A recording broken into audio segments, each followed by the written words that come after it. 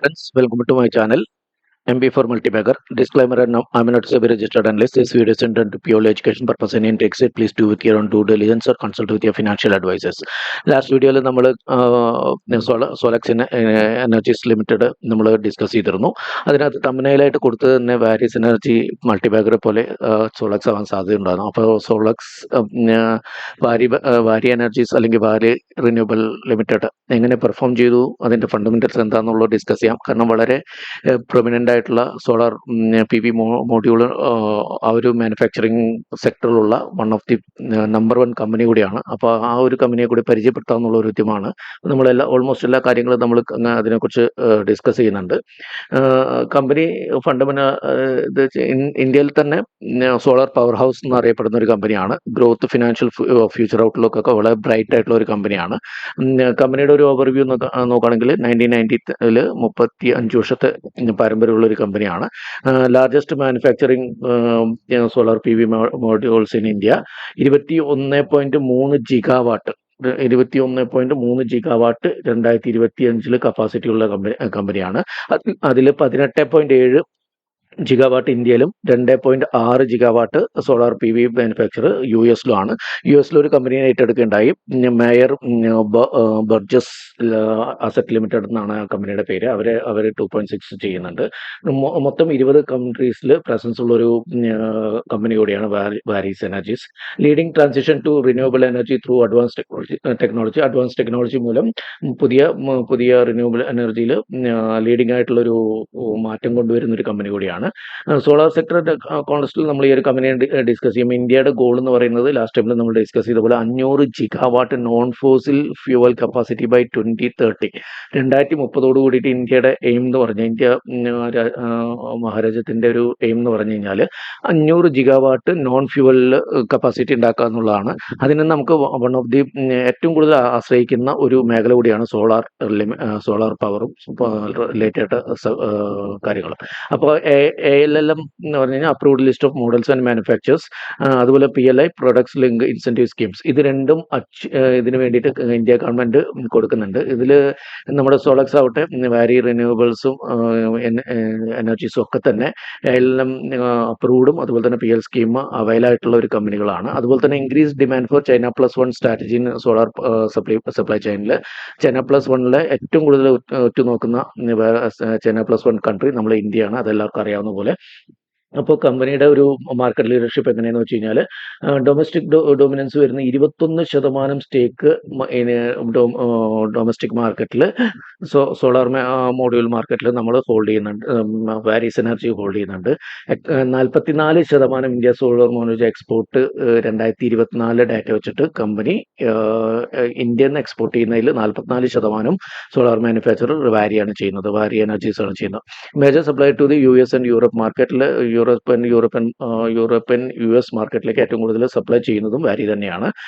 Product portfolio നോക്കുകയാണെങ്കിൽ multi crystalline, mono crystalline, TOPCon tunnel oxide passivated contact എന്നാണ് അതിൻ്റെ full form വരുന്നത്. ഇത് റിസീവ് ചെയ്തിട്ടുള്ള ഒരു കമ്പനി കൂടിയാണ് വാരി.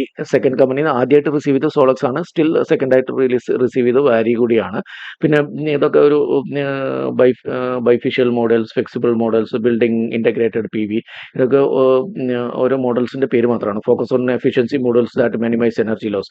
അപ്പോൾ എഫിഷ്യൻസിക്ക് വേണ്ടിയിട്ട് കമ്പനി കുറച്ചധികം ഫോക്കസ് ചെയ്യുന്നതാണ്. അതുകൊണ്ട് തന്നെ എനർജി ലോസ് കുറയ്ക്കാനായിട്ട് നമുക്ക് സാധിക്കും. മാനുഫാക്ചറിങ് ഫുഡ് പ്രിന്റ് നോക്കുകയാണെങ്കിൽ 5 പ്ലാന്റ്സ് കമ്പനിക്ക് ഓൾറെഡി ഉണ്ട്. ഗുജറാത്തിലെ സൂറത്ത്, തുമ്പ, നന്ദിഗ്രാം, ചിക്ലി, UP-യിലാണെങ്കിൽ നോയിഡ. ഈ 5 പ്ലാന്റ് ഇന്ത്യയിൽ ഇവർക്ക് ഓൾറെഡി ഉണ്ട്. ഫ്രം ജസ്റ്റ് മോഡ്യൂൾ അസംബ്ലി, മുമ്പ് അവർ മോഡ്യൂൾ അസംബ്ലി മാത്രം ചെയ്തിരുന്ന കമ്പനി മാനുഫാക്ചറിങ് സെൽ, ഇൻഗോട്ട്സ് ആൻഡ് വാഫേഴ്സ്. ഇൻഗോട്ട്സ് എന്ന് പറഞ്ഞു കഴിഞ്ഞാൽ ഇൻഗോട്ടും വാഫറും ഉള്ള ഇത് നമ്മൾ അറിഞ്ഞിരിക്കണം. ഇൻഗോട്ട്സ് എന്ന് പറഞ്ഞു കഴിഞ്ഞാൽ large solid block of ultra pure silicon എന്നാണ് ഈ നമ്മുടെ ഈ സോളാർ PV മാനുഫാക്ചർ ചെയ്യുന്നത്. അത് ലാർജ് സോളിഡ് ബ്ലോക്കുകൾ തന്നെയാണ് ഇൻഗോട്ട് എന്ന് പറയുന്നത്. അതിനെ ഒരു 1400 ഡിഗ്രിയിൽ ചൂടാക്കിയതിന് ശേഷം അതിൻ്റെ ഒരു പ്രോസസ്സ് കഴിഞ്ഞിട്ട് അതിനെ കട്ട് ചെയ്യുന്നത് 160-180 മൈക്രോൺസ് ആയിട്ട് കട്ട് ചെയ്യും. ആ കട്ട് ചെയ്യുന്ന വളരെ തിൻ ലെയറായിട്ട് കട്ട് ചെയ്യുന്നതിനാണ് വേഫേഴ്സ് വേഫേഴ്സ് എന്ന് പറയുന്നത്. ഈ വേഫേഴ്സിന് കെമിക്കലൊക്കെ ചേർത്ത് ഉപയോഗിക്കുന്നതിന് സോളാർ പാനലാക്കി വരും. പിന്നെ അതിനെ വീണ്ടും ഇതൊക്കെ ഉപയോഗിച്ചിട്ട് അടുത്ത പ്രോസസ്സിലൂടെയാണ് സോളാർ ഫൈനൽ പ്രൊഡക്റ്റ് ആയിട്ടുള്ള സോളാർ PV മോഡ്യൂളായിട്ട് മാറ്റുന്നത്. അപ്പോൾ ഇതൊരു ലോങ് പ്രോസസ്സാണ്. ഇതൊക്കെ കമ്പനി ഇതിലൊക്കെ സ്റ്റെപ്പ് ഇൻ ചെയ്തിട്ടുണ്ട്. അത് മാനുഫാക്ചറിങ് സെൽസ് ചെയ്യുന്നുണ്ട്, ഇൻഗോട്ട്സ് ചെയ്യുന്നുണ്ട്, വേഫേഴ്സ് ചെയ്യുന്നുണ്ട്, ഫൈനൽ പ്രൊഡക്റ്റ് ആയിട്ടുള്ള സോളാർ PV മോഡ്യൂൾസും ചെയ്യുന്നുണ്ട്. അത്രയും ഫേസിലേക്ക് സ്റ്റെപ്പ് ഇൻ ചെയ്തിട്ടുണ്ട്. ഫിനാൻഷ്യൽ നോക്കുകയാണെങ്കിൽ സെയിൽസ് ഗ്രൂ ഫ്രം 1953 കോടി 2021 ഉണ്ടായിരുന്നത് 14,444 കോടി 2025. അതായത് ഈ 49.2% CAGR-ലാണ് 5 വർഷം കൊണ്ട് കമ്പനി വളർച്ച കൈവരിച്ചിട്ടുള്ളത്. ഈ വളർച്ചയ്ക്ക് വളരെ മികച്ച വളർച്ചയാണ്. 15% എന്നൊക്കെ നമ്മൾ വലിയ വളർച്ചയായിട്ട് കണക്കാക്കുമ്പോഴാണ് 50%-ഓളം CAGR കണക്കാക്കിയിട്ടുള്ളത്. അത് കണ്ടിന്യൂ ചെയ്യുന്നുണ്ടെന്ന് ഉള്ള ഫീഡ്ബാക്ക് കൂടി നമുക്ക് TTM സെയിൽസ്, അതായത് ട്രെയിലറിങ് 12 മന്ത്സ് കഴിഞ്ഞ 6 മാസം തൊട്ട് 2024 തൊട്ട് 2025 ഈ 6 മാസത്തെ ട്രെയിലറിങ് 12 മന്ത്സ് എടുക്കുകയാണെങ്കിൽ 17,953 കോടിയായിട്ട് വർദ്ധിച്ചിട്ടുണ്ട്. എന്ന് വെച്ച് കഴിഞ്ഞാൽ 6 മാസം സെയിൽസ് ഗ്രോത്ത് 54.5 സെയിൽസ് ഗ്രോത്ത് കഴിഞ്ഞ 6 മാസം കൊണ്ട് FY25 ക്ലോസിംഗ് ഉണ്ടായിരുന്നതിനേക്കാളും ആ ഒരു മാസം ആ ഒരു ഫിനാൻഷ്യൽ ഇയറിലെ സെയിലിനേക്കാളും വീണ്ടും ഇൻക്രീസ് ചെയ്ത് 17,953 കോടിയായിട്ട് 55% ഗ്രോത്ത് കൂടി കാണിക്കാൻ പറ്റില്ല. ഓൾമോസ്റ്റ് 7 ഇരട്ടി റവന്യൂവിൽ 5 വർഷത്തെ ഇൻക്രീസ് ഉണ്ടായിട്ടുണ്ട്. 7 ഇരട്ടി റവന്യൂ. അതുപോലെ തന്നെ നെറ്റ് പ്രോഫിറ്റ് ട്രെൻഡിലും അതുണ്ടായിട്ടുണ്ട്. നമുക്ക് പ്രോഫിറ്റ് ട്രെൻഡ് നമുക്കൊന്ന് ഇത് ചാർട്ട് വെച്ച് മനസ്സിലാക്കാം. 1996 കോടിയായിരുന്നു 2020, 39 കോടി നെറ്റ് പ്രോഫിറ്റ് ഉണ്ടായിരുന്നു. 1953 48 കോടി ഉണ്ടായിരുന്നു. കഴിഞ്ഞ വർഷം അത് 80 കോടി, 500 കോടി, 1274 കോടി, 1928 കോടി, 2800. അതായത് ട്രെയിലറിങ് 12 മന്ത്സിൽ നമ്മൾ പ്രോഫിറ്റ് എടുക്കുമ്പോൾ 2802 കോടിയായിട്ട് വർദ്ധിച്ചിട്ടുണ്ട്. സെയിൽസ് നോക്കുക, 1996, 95, 53, 2054, 6751. എല്ലാ വർഷവും നല്ല സെയിൽസ് ഗ്രോത്ത് ഉണ്ട്. 11,398, 14,448. ഇപ്പോൾ ക്വാർട്ടേഴ്സ് 2 FY26 എത്തി നിൽക്കുന്നത് 17,953 കോടി സെയിൽസ് എത്തി നിൽക്കുന്നുണ്ട്. അപ്പോൾ നമുക്ക് വളരെ മികച്ച സെയിൽസും മികച്ച പ്രോഫിറ്റ് ഗ്രോത്തും നമുക്ക് നെറ്റ് പ്രോഫിറ്റും നമുക്ക് കമ്പനിയിൽ കാണാൻ പറ്റും. പ്രോഫിറ്റബിലിറ്റി നോക്കുകയാണെങ്കിൽ നെറ്റ് പ്രോഫിറ്റ് 41 കോടി 2020 ഉണ്ടായിരുന്നത് 1767 കോടി 2025.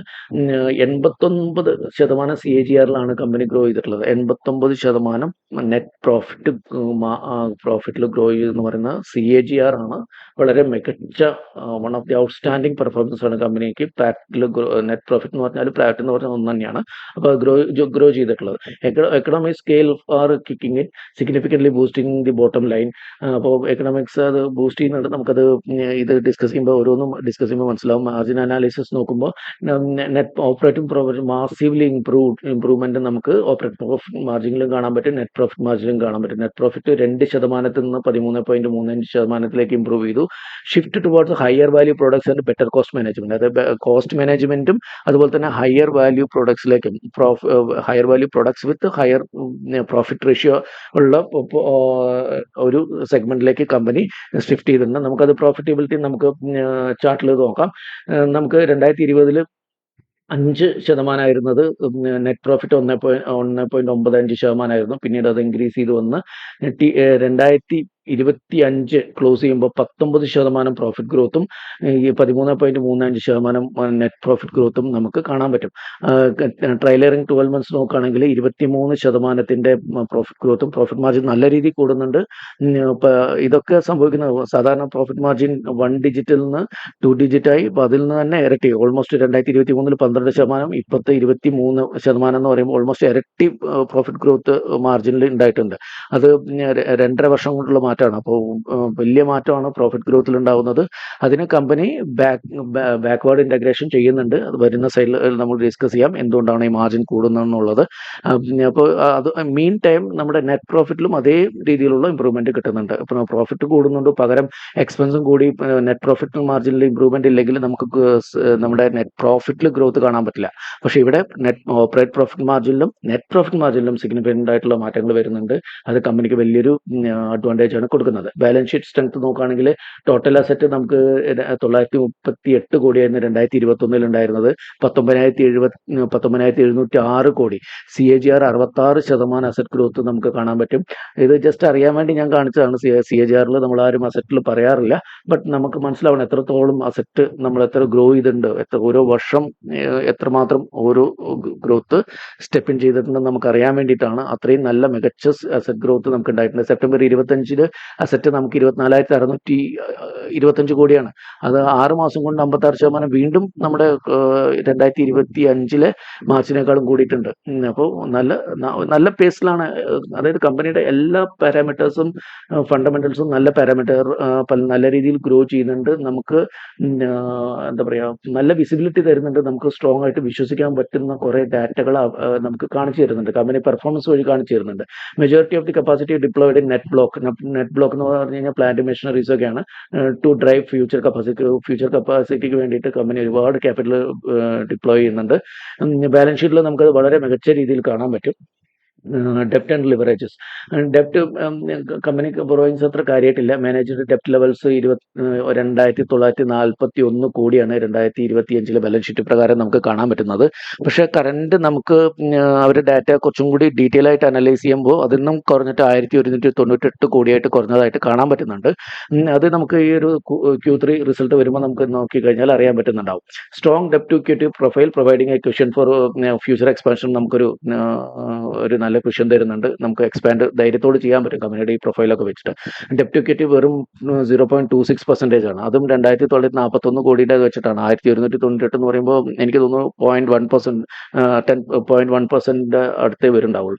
റിസർവ്സ് ഓൾറെഡി കമ്പനിക്ക് 11,148 കോടി റിസർവ്സ് കമ്പനിക്ക് ഉണ്ട്. ഇത്രയും റിസർവ് ക്യാഷ് റിച്ച് ആയിട്ടുള്ള റിസർവ്സ് ഉള്ള ക്യാഷ് ഇക്വലൻസ് മാത്രം നോക്കുകയാണെങ്കിൽ, ക്യാഷും ക്യാഷ് ഇക്വലൻസും മാത്രം നോക്കുകയാണെങ്കിൽ 7,784 കോടി 7,784 കോടി ക്യാഷ് ഇക്വലൻസ് മാത്രം കമ്പനിക്കുണ്ട്. അത്രമാത്രം ക്യാഷ് റിച്ച് കമ്പനിയാണ്. വർക്കിംഗ് ക്യാപിറ്റൽ മാനേജ്മെന്റ് നോക്കുകയാണെങ്കിലും സിഗ്നിഫിക്കന്റ് സ്പൈക്ക് ഇൻവെന്ററി 1,300 കോടി ഇൻവെന്ററി കമ്പനിയുടെ കയ്യിലുണ്ട്. അത് ഇൻവെന്ററി ക്യാഷ് കൺവേർഷൻ സൈക്കിൾ വെറും 30 ദിവസം വരുന്നുള്ളൂ. ഈ കമ്പനിയുടെ കുറഞ്ഞ് ഓൾമോസ്റ്റ് 1 മന്ത് കൊണ്ട് തന്നെ ക്യാഷ് ആയിട്ട് കിട്ടുന്നുണ്ട്. അപ്പോൾ ഇൻവെന്ററി അത് ക്യാഷ് ഈക്വലന്റ് ആയിട്ട് തന്നെ കണക്കാക്കാവുന്നതാണ്. ഫ്യൂച്ചർ റോഡ് മാപ്പ് നോക്കുകയാണെങ്കിൽ നമ്മൾ ടാർഗറ്റ് 2027 26.7 ജിഗാവാട്ട് ആണ് കമ്പനി സോളാർ പാനൽ മാനുഫാക്ചറിംഗ് പ്രതീക്ഷിക്കുന്നത്. ഇപ്പോൾ കറൻ്റ്ലി ഇപ്പോൾ ഉള്ളത് ഈ ഒരു 2025 ഡിസംബർ ആകുമ്പോൾ നമ്മുടെ കപ്പാസിറ്റി 23.7 ജിഗാവാട്ട് ഉള്ളത് അടുത്ത 1.5 വർഷം കൊണ്ട് 26.7 ജിഗാവാട്ട് ആയിട്ട് ഉയർത്താൻ ഉദ്ദേശിക്കുന്നുണ്ട്. BESS ബാറ്ററി എനർജിയുടെ സ്റ്റോറേജ് ആണ് പറയുന്നത്. BESS സ്റ്റോറേജ് സെൽസിന് വേണ്ടിയിട്ടുള്ള ഒരു കപ്പാസിറ്റി 3.5 ജിഗാവാട്ടിൽ നിന്ന് 20 ജിഗാവാട്ടായിട്ട് ഉയർത്തുന്നുണ്ട്. അതിൽ 10 ജിഗാവാട്ട് സെൽ മാനുഫാക്ചറും 10 ജിഗാവാട്ട് ഇൻഗോട്ടും വേഫേഴ്സിനും വേണ്ടിയിട്ടാണ് ആ ഒരു എക്സ്പാൻഷൻ വരുന്നത്. എന്തുമാത്രം എക്സ്പാൻഷനാണ് വരുന്നത് നോക്കും. ബാക്ക് എൻഡ് ഇൻ്റഗ്രേഷനാണ്. അതായത് സോളാർ മാനുഫാക്ചറിങ്, പാനൽ മാനുഫാക്ചറിങ് എന്തൊക്കെയാണ് ആവശ്യം, അതിൽ ഇൻഗോട്ട്സ് ആണ് പ്രധാനമായിട്ട് വേണ്ടത്. അത് നമുക്ക് വേഫേഴ്സായിട്ട് കൺവേർട്ട് ചെയ്യണം. എന്നിട്ടാണ് അത് സോളാർ മാനുഫാക്ചറിങ് പോകുന്നത്. ആ ഒരു സ്ട്രെങ്ത് അവർ 3.5 ജിഗാവാട്ടിൽ നിന്ന് 20 ജിഗാവാട്ടിലേക്കാണ് ഉയർത്തുന്നത്. പിന്നെ ഇലക്ട്രോലൈസർ കമ്പനി പുതിയതായിട്ട് സ്റ്റെപ്പ് ഇൻ ചെയ്ത വേറൊരു മേഖലയാണ് ഗ്രീൻ ഹൈഡ്രജൻ. നമ്മളിപ്പോൾ റീസെൻ്റ്ലി കേട്ടു തുടങ്ങിയ 1-2 വർഷം കൊണ്ട് കാര്യമായിട്ട് കേട്ടു തുടങ്ങിയ ഒരു സെഗ്മെൻ്റാണ് ഗ്രീൻ ഹൈഡ്രജൻ. സോളാർ പോലെ തന്നെ ഫ്യൂച്ചറിൽ നമുക്ക് ഉപയോഗിക്കാൻ പോകുന്ന അതാണ് ഗ്രീൻ ഹൈഡ്രജൻ. നമ്മുടെ ലേറ്റസ്റ്റ് ഒരു 6 മാസം കൊണ്ട് ഗ്രീൻ ഹൈഡ്രജനിൽ ഓടുന്ന ട്രെയിൻ നമ്മൾ ഇന്ത്യയിൽ ഇൻട്രൊഡ്യൂസ് ചെയ്യുന്നതായിട്ട് വാർത്തകൾ കാണാൻ പറ്റി. അപ്പോൾ ഗ്രീൻ ഹൈഡ്രജൻ ഫ്യൂച്ചർ ഓപ്പർച്യൂണിറ്റി, വളരെയധികം ഓപ്പർച്യൂണിറ്റി ഉള്ളൊരു അതാണ്. അത് 0.3 അതല്ലെങ്കിൽ 300 മെഗാവാട്ട് കപ്പാസിറ്റി ഉള്ളത് 1 ജിഗാവായിട്ട് ഉയർത്താൻ പോവാണ്. അത് ഇനീഷ്യൽ അവർ ഫുൾ ഫ്ലജിലേക്ക് ഇറങ്ങിയിട്ടില്ല. സ്റ്റിൽ അവർ ഒരു സ്റ്റെപ്പിൻ ചെയ്തിട്ടുണ്ട്. അതുകൊണ്ട് തന്നെ വാരീസിന് 1 ജിഗാവായിട്ട് ഉയർത്തുന്നുണ്ട്. പിന്നെ ഇൻവെർട്ടർ 3 ജിഗാവാട്ടുള്ള 4 ജിഗാവായിട്ടായിട്ട് ഇമ്പ്രൂവ് ചെയ്യുന്നത്. കമ്പനിയുടെ ഒരു മികച്ച എക്സ്പാൻഷനാണ്. ഇതൊക്കെ പ്രാബല്യത്തിൽ ഓപ്പറേഷണൽ ആയിക്കഴിഞ്ഞാൽ കമ്പനിയുടെ റവന്യൂ ഒക്കെ വളരെ മികച്ച രീതിയിൽ കൂടാനുള്ള സാധ്യതയും അതുപോലെ തന്നെ പ്രോഫിറ്റ് നെറ്റ് മാർജിനും ഇമ്പ്രൂവ് ചെയ്യുന്നതുകൊണ്ട് നല്ല രീതിയിൽ ബാക്ക്വേർഡ് ഇൻ്റഗ്രേഷൻ ആണ് ഇപ്പോൾ ഈ പറഞ്ഞതൊക്കെ. അപ്പോൾ ഗോൾ നമ്മൾ എന്താണെന്ന് പറഞ്ഞാൽ റിഡ്യൂസ് റിലയൻസ് ഓൺ ചൈനീസ് ഇമ്പോർട്ട്സും ചൈനയുടെ ഇമ്പോർട്ട്സ് കുറയ്ക്കാൻ വേണ്ടിയിട്ടാണ് ഇതൊക്കെ കമ്പനി ചെയ്യുന്നത്. അതുകൊണ്ട് തന്നെ ഇൻകോട്സും പേപ്പേഴ്സും സെൽ മാനുഫാക്ചറിംഗ് കമ്പനി ചെയ്യുന്നുണ്ട്. Manufacture with ingots wafers 2-3 years robust in rule എന്ന് വെച്ച് കഴിഞ്ഞാൽ കമാൻഡിങ് ഡോമിനന്റ് പവറായിട്ട് ഈ ഒരു സെക്ടറിൽ മാറുക എന്നുള്ളതാണ് പ്രൈം ആയിട്ടുള്ള നമ്പർ 1 പൊസിഷനിൽ ഓൾറെഡി നമ്പർ 1 ആണ്. അത് കണ്ടിന്യൂ ചെയ്യുക അല്ലെങ്കിൽ ഏറ്റവും ഡോമിനന്റ് പ്ലെയർ ആയിട്ട് നിൽക്കുക എന്നുള്ളത് കമ്പനിയുടെ ഒരു വിഷയമാണ്. അത് 2-3 years കൊണ്ട് കമ്പനി സാധിച്ചെടുക്കും ഈ ഒരു പൈപ്പ് ലൈനിലുള്ള പ്രൊജക്ട്സ് എല്ലാം കംപ്ലീറ്റ് ആവുന്നതോട് കൂടിയിട്ട്. പിന്നെ ആ strategic acquisition subsidiaries IndoStar 74.93% company almost 75% acquire ചെയ്തിട്ടുണ്ട്. 75%-ഓളം യൂട്ടിലൈസേഷൻ സ്റ്റാർട്ട് ചെയ്തിട്ടുണ്ട്. അതുകൂടാതെ 64% സ്റ്റേക്ക് ഇൻ്റഗ്രേറ്റഡ് ട്രാൻസ്ഫോമർ മാനുഫാക്ചറിംഗിൽ ചെയ്തിട്ടുണ്ട്. 76% സ്റ്റേക്ക് ഇൻ മഹാവീർ എനർജി, മുമ്പ് അത് കോട്സൺസ് പ്രൈവറ്റ് ലിമിറ്റഡ് എന്നാണ് അറിയപ്പെട്ടിരുന്നത്. ആ കമ്പനിയിലും സ്റ്റേക്ക് ഇൻവെസ്റ്റ് ചെയ്തിട്ടുണ്ട്. അതുകൊണ്ട് തന്നെ 1.3 ജിഗാവാട്ടിൻ്റെ ട്രാൻസ്ഫോമേഴ്സും അതിന് വേണ്ട കാര്യങ്ങളും മാനുഫാക്ചറിങ് കമ്പനിക്ക് ഈസി ആയിട്ട് ചെയ്യാൻ പറ്റും ഈ ഒരു അക്വിസിഷൻ മൂലം. ഇന്റർനാഷണൽ എക്സ്പാൻഷൻ US പ്ലേ വരുന്നത് acquiring mayor Berger US solar assets already company acquire ചെയ്തിട്ടുണ്ട്. അതുകൊണ്ട് തന്നെ ഓൺഷോർ മാനുഫാക്ചർ US സാധ്യമാവും. അവിടെ തന്നെ മാനുഫാക്ചർ ചെയ്യുന്നതുകൊണ്ട് തന്നെ ലോക്കൽ ഇൻസെൻറ്റീവ് ഏൺ ചെയ്യാനും നമ്മുടെ ഇപ്പോൾ ഇന്ത്യക്ക് ഏർപ്പെടുത്തുന്ന താരിഫുകളൊക്കെ ഈ കമ്പനിയെ, കാരണം അവിടെ ഫാക്ടറി ഉള്ളവർക്ക് ഇളവുകളുണ്ട്. അതുകൊണ്ട് തന്നെ കമ്പനിക്ക് ഈ താരിഫ് ബാരിയേഴ്സും ചൈന പോലെയുള്ള കടന്നുകയറ്റങ്ങളൊക്കെ ഒഴിവാക്കി അവിടെയുള്ള ബിസിനസ് കൂടി ഡെവലപ്പ് ചെയ്യാനായിട്ടുള്ള ഓപ്പർച്യൂണിറ്റി അവിടെയുണ്ട് ഈ ഒരു കമ്പനി അക്വിസിഷൻ മൂലം. പിന്നെ കീ ഗ്രോത്ത് ഡ്രൈവേഴ്സ് നോക്കുകയാണെങ്കിൽ കമ്പനിയും ഗവൺമെൻറ് മാൻഡേറ്റ് ചെയ്തിരിക്കുന്നത് ഡൊമസ്റ്റിക് സെൽസ് ALLM പോളിസി പ്രകാരമായിരിക്കണം. അത് 2026 ജൂൺ മുതൽ 100% ഇതായിരിക്കണം, എന്താ പറയുക, ഇൻലൈൻ ആയിരിക്കണം. ഈ ഒരു പോളിസിയുള്ള കമ്പനികൾക്ക് മാത്രമാണ് ഗവൺമെൻറ് അതുപോലെ തന്നെ അപ്രൂവ്ഡ് ആയിട്ടുള്ള അപ്രൂവലുകളൊക്കെ കിട്ടുള്ളൂ. അതുകൊണ്ട് തന്നെ ഈ കമ്പനി വാരിയും അതുപോലെ തന്നെ സോളക്സ് പോലുള്ള കമ്പനികളൊക്കെ ഓൾറെഡി ഈ ഒരു പോളിസിയിൽ ഒരുപാട് പ്രൊഡക്റ്റുകൾ ഉള്ളതുകൊണ്ട് തന്നെ അപ്രൂവൽ ഉള്ളതുകൊണ്ട് തന്നെ അവർക്ക് ഇതിനകത്ത് വേറൊരു പേടിക്കേണ്ടതായിട്ടുള്ള ഈ പോളിസി റിലേറ്റഡ് പ്രശ്നങ്ങൾ വരാൻ സാധ്യതയില്ല. പിന്നെ expanding group top solar and retail distribution retail network distribution expand ചെയ്യാൻ പോവാണ്. അതുപോലെ തന്നെ റൂഫ് ടോപ്പ് സോളാറിന് വേണ്ട അതിൻ്റെ എക്സ്പാൻഷനും കമ്പനി ചെയ്യുന്നുണ്ട്. പിന്നെ കോമ്പറ്റീറ്റീവ് അഡ്വാൻറ്റേജ് ഓൾറെഡി നമ്മൾ പറഞ്ഞു, largest player in Indian market, അതുപോലെ തന്നെ early adopter of TOPCon technology, one of the first അഡോപ്റ്ററാണ്, ഏർലി കമറാണ്, സ്ട്രോങ് റെപ്യൂട്ടേഷൻ B2B, അതായത് ബിസിനസ് ടു ബിസിനസ് സെഗ്മെന്റിൽ നല്ലൊരു റെപ്യൂട്ടേഷൻ കമ്പനിക്കുണ്ട്. ബിസിനസ് ടു കൺസ്യൂമർ റീറ്റെയിൽ സെഗ്മെന്റിൽ കമ്പനിക്ക് നല്ലൊരു വിശ്വാസ്യതയുള്ള പ്ലെയറാണ്. SWOT അനാലിസിസ് സ്ട്രെങ്ത് നോക്കുകയാണെങ്കിൽ മാർക്കറ്റ് ഷെയർ നല്ല രീതിയിൽ ഇന്ത്യയിലുള്ള ഏറ്റവും ഹയസ്റ്റ് മാർക്കറ്റ് ഷെയർ ഈ ഒരു മേഖലയിലുള്ളവർക്കാണ്. എക്സ്പോർട്ട് ഡോമിനൻസ് ഓൾറെഡി നമ്മൾ പറഞ്ഞു 2024 തന്നെ 44% ഉള്ളതാണ്. പിന്നെ വെർട്ടിക്കൽ ഇൻ്റഗ്രേഷൻ കമ്പനി ചെയ്യുന്നത്, അതായത് ബാക്ക് എൻഡ് ഇൻ്റഗ്രേഷൻ, കമ്പനിക്ക് പ്രൊഡക്ഷൻ വേണ്ട എന്തൊക്കെയാണോ വേണ്ടത് അങ്ങനെയുള്ള കമ്പനികളെ ഏറ്റെടുക്കലും അതുപോലെ ഉള്ള കപ്പാസിറ്റി എക്സ്പാൻഷനൊക്കെ നടക്കുന്നുണ്ട്. അതൊക്കെ നമ്മൾ ഡിസ്കസ് ചെയ്തു. അതൊക്കെ ഇതിൻ്റെ വെർട്ടിക്കൽ ഇൻ്റഗ്രേഷൻ ഒക്കെ കമ്പനിക്ക് സ്ട്രെങ്ത് ആണ്. പിന്നെ exposure to raw material price volatility, raw material പ്രൈസിലുള്ള വോളറ്റാലിറ്റി ഒരു പരിധിവരെ കമ്പനിക്ക് കുറയ്ക്കാൻ പറ്റിയിട്ടുണ്ട്. കാരണം പുതിയ ഇൻകോട്സിൻ്റെ പ്ലാൻസ് ഒക്കെ തുടങ്ങുന്ന വഴി 10 ജിഗാവാട്ടിൻ്റെ ഒക്കെ പ്ലാന്റ് തുടങ്ങാൻ പോകുന്നുണ്ട്. അപ്പോൾ പോളിസിലിക്കോണിൻ്റെ തുടങ്ങുന്നതുകൊണ്ട് തന്നെ കമ്പനിക്ക് ഒരുവിധ പരിധിവരെ മാർക്കറ്റ് വോളറ്റാലിറ്റി അതുപോലെ ഇതൊക്കെ ഒഴിവാക്കാനായിട്ട് സാധിക്കും.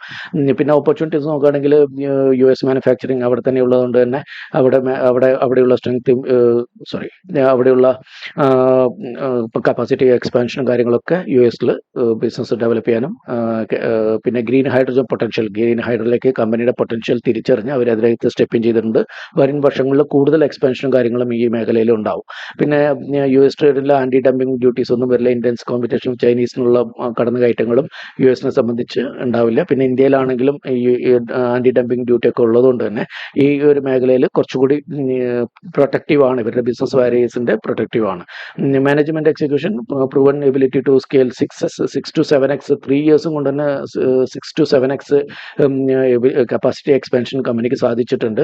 കമ്പനിയുടെ ഒരു ഫോക്കസ് എന്താണെന്ന് പറഞ്ഞാൽ fully integrated global solar major ആവാന്നുള്ളതാണ്. മേജർ പ്ലെയർ സോളാർ ഇതിൽ ഗ്ലോബലിൽ തന്നെ, ഇന്ത്യയിൽ മാത്രമല്ല ഗ്ലോബലിൽ തന്നെ ആവാന്നുള്ള അവരൊരു ഒരു പ്ലാനും കൂടിയാണ്.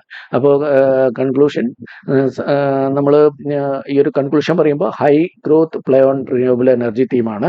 അതിനു മുമ്പ് ഇതിൻ്റെ ഒരു കറക്റ്റ് മാർക്കറ്റ് ക്യാപ്പും കാര്യങ്ങളും ജസ്റ്റ് നിങ്ങൾ അറിയാൻ വേണ്ടിയിട്ട് ഇതെല്ലാം നിങ്ങൾക്ക് സ്ക്രീനേഴ്സിൽ പോയി കിട്ടും. ജസ്റ്റ് നിങ്ങൾ അറിയാൻ വേണ്ടി ഞാൻ കുറച്ച് കാര്യങ്ങൾ കൂടി പറയാം. മാർക്കറ്റ് ക്യാപ്പ് 73,636 കോടിയാണ്. ഹൈ ക്രിയേറ്റ് ചെയ്ത് 3,865ആണ്. ഇപ്പോൾ CMP 2,560ആണ്. അതായത് CMP എന്ന് ഹൈയിലേക്ക് ടച്ച് ചെയ്യാൻ 51% ഗ്രോത്ത് പൊട്ടൻഷ്യൽ നമുക്ക് ഇപ്പോൾ വാങ്ങിച്ചു കഴിഞ്ഞാൽ പോലും ഹൈ ടച്ച് ചെയ്യുമ്പോൾ നമുക്ക് 50% കൂടുതൽ പ്രോഫിറ്റ് കിട്ടാൻ സാധ്യതയുണ്ട്. ഇപ്പോൾ സ്റ്റോക്ക് P വെറും 27.2%. അപ്പോൾ already company lower valuation, under വാല്യുവേഷനിലാണ്. ഇൻഡസ്ട്രി P തന്നെ 28% വരുന്നുണ്ട്. ROCE 34, ROCE 35%, 34.9%. വളരെ മികച്ച ROCE ആണ്. ROE ആണെങ്കിലും 27.4% ഉണ്ട്. ഡെപ്റ്റ് വളരെ കുറവാണ്, നമ്മൾ ഡിസ്കസ് ചെയ്തു. PG ratio 0.14%. Operate profit margin almost 23% ആണ്, 22.6% ഉണ്ട്. 3 വർഷത്തെ സെയിൽസ് ഗ്രോത്ത് കമ്പനിക്കുള്ളത് 71.7%. 3 വർഷത്തെ CAGR സെയിൽസ് ഗ്രോത്ത് ഉണ്ട്. Profit growth 191%. 191% CAGR. 5 വർഷത്തെ നമ്മൾ നോക്കുകയാണെങ്കിൽ 48.6%. പ്രോഫിറ്റ് ഗ്രോത്ത് 113% CAGR ആണ് നമ്മൾ കണ്ടിട്ടുള്ളത്. ഇത് കൂടാതെ കമ്പനി ഗ്രീൻ ഹൈഡ്രജൻ നമ്മൾ ഓൾറെഡി പറഞ്ഞു, ഫ്യൂച്ചർ ഒബ്സ്റ്റിക് ആയിട്ടുള്ള, സോളാർ തന്നെ നല്ല ഫ്യൂച്ചർ ഉള്ള ഒരു സെക്ടറാണ്. സ്റ്റിൽ ഗ്രീൻ ഹൈഡ്രജൻ എന്ന് പറയുന്നത് പുതിയതായിട്ട് എമർജ് ചെയ്തുകൊണ്ടിരിക്കുന്ന ഒരു സെക്ടർ കൂടിയാണ്. ആ ഒരു സെക്ടറിനകത്ത് കമ്പനി 90 കിലോ ടൺസ് ഗ്രീൻ ഹൈഡ്രജൻ്റെ ക്യാപെക്സ് സ്റ്റാർട്ട് ചെയ്യാൻ പ്ലാൻ ചെയ്യുന്നുണ്ട്. 10,000 കോടി അതിനുവേണ്ടി ഇൻവെസ്റ്റ് ചെയ്യാൻ പോകുന്നുണ്ട്. 10,000 കോടി ഇൻവെസ്റ്റ് ചെയ്ത് 90 കിലോ ടൺ ഗ്രീൻ ഹൈഡ്രജൻ്റെ പ്ലാൻ സ്ഥാപിക്കാൻ പോവുകയാണ്. അത് ഫ്യൂച്ചറിൽ കമ്പനിക്ക് നല്ലൊരു റവന്യൂ വിസിബിലിറ്റി ഉണ്ട്. അതുകൂടാതെ ടോട്ടൽ ഒരു PLI സ്കീമൊക്കെ ഇതിനുവേണ്ടി PLI സ്കീമിന് വേണ്ടി കമ്പനി അപേക്ഷിച്ചിട്ടുണ്ട്. PLI സ്കീം വഴിയുള്ള ബെനിഫിറ്റും കമ്പനിക്ക് കിട്ടാൻ സാധ്യതയുണ്ട്. അപ്പോൾ ഇത്രയും നല്ല ഫണ്ടമെന്റൽസ് ഉള്ള ഈ ഒരു കമ്പനി വാങ്ങിക്കണം വേണ്ടതെന്ന് ഞങ്ങൾ തന്നെ അനലൈസ് ചെയ്തതിന് ശേഷം തീരുമാനിക്കുക. Successful commission of ingot wafer plans and US policy changes, ഇതൊക്കെ ഫേവറബിൾ ആയിട്ട് വരും. പിന്നെ Waaree positioned as a future winner in the global energy transition. ഇന്ത്യയിലല്ല, ഗ്ലോബൽ എനർജി ട്രാൻസിഷനിലെ ഫ്യൂച്ചർ വിന്നറായിട്ട് കമ്പനി മാറണം എന്നുള്ളതാണ് കമ്പനിയുടെ ആഗ്രഹം. അപ്പോൾ ഇത്രയും കാര്യങ്ങൾ പറഞ്ഞുകൊണ്ട് thank you for listening me. വളരെ ഡീറ്റെയിൽ ആയിട്ടായി പോയി, ഒരുപാട് വലിയ വീഡിയോ ആയിരിക്കും. പക്ഷെ ഒരുപാട് റിസർച്ച് ചെയ്തിട്ടും ഒരുപാട് എഫേർട്ട് എടുത്തിട്ടാണ് ഈ ഒരു വീഡിയോ ചെയ്യുന്നത്. എല്ലാ പ്രാവശ്യം പറയുന്ന പോലെ നിങ്ങളുടെ സഹകരണം മുഴുവനായി കാണാനും ലൈക്കും സബ്സ്ക്രൈബും ചെയ്യുക. നിങ്ങളുടെ ഫ്രണ്ട്സിലേക്ക് ഇത് എത്തിക്കുക. Thank you very much.